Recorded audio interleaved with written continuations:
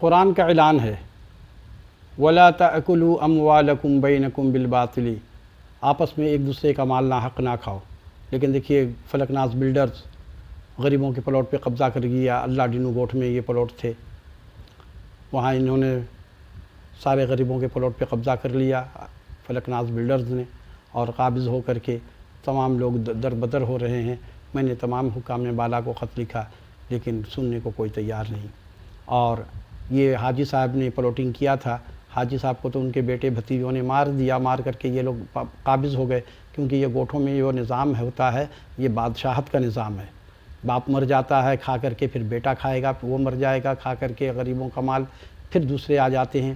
تو حاجی صاحب کھا کے مر گئے، حاجی صاحب کا بیٹا بھتیجا قابض ہو گیا۔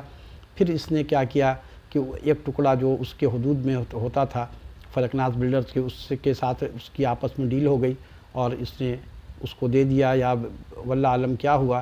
اور اس کے بعد جو ہے تو انہوں نے سارے مکانوں پہ بلڈوز کر دیا، سارے گھر کو گرا دیا اور پلاٹ پہ قابض ہو گئے، اور حاجی صاحب کا بیٹا بھتیجا خوب موج کر رہا ہے۔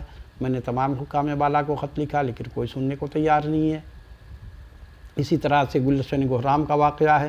گلشن گہرام میں بھی 2007 میں پلاٹنگ ہوئی، ہزاروں لوگوں نے پلاٹ خریدا، سب مزدور لوگ بیچارے غریب، اور مہر اللہ نام کا شخص قابض ہو گیا، اور قابض ہونے کے بعد سب لوگوں کو بے دخل کر دیا اور سارا پلاٹ کو بیچ دیا۔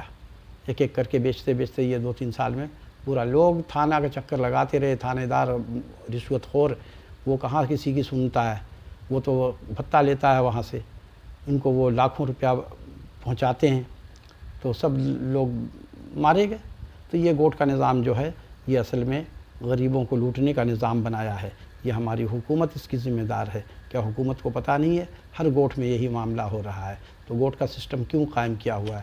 یہ صرف اپنے لوگوں کو یہ زمین دے دیتے ہیں کہ غیر آباد اسکیم، غریب آباد اسکیم، لیکن یہ غریب برباد اسکیم ہے۔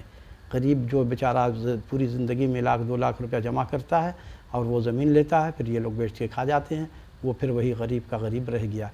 تو اللہ ان کو غرق کرے، اور آپ لوگ ویڈیو کو شیئر کیجئے تاکہ حکام بالا تک یہ بات پہنچے۔ یہ سارے غریب بیچارے پریشان ہیں۔